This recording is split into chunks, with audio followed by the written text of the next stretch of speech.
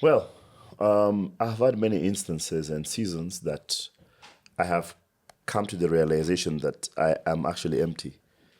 And some of those seasons actually look like like the world has left you alone to die.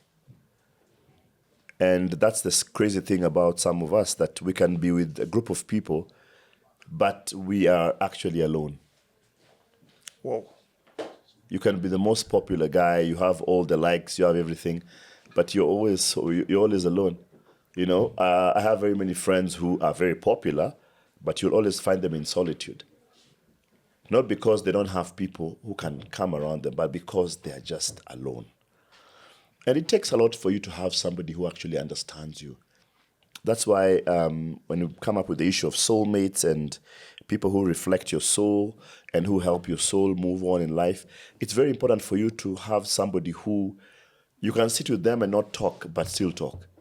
And still have a conversation Yes. without saying anything. Yes. And you'll still feel full that I've been at a place. And for me, one of those guys is God.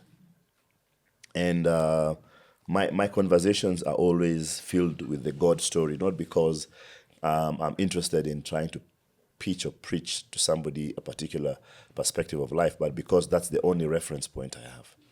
You see, your experiences will be your reference point for anything.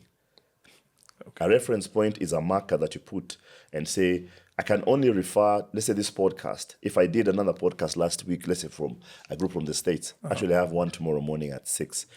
I can only refer to that podcast based on this podcast. Okay. I can't, if I've not never been to a podcast, then there's no way for me to actually Yeah. use it as a marker. So my marker is God.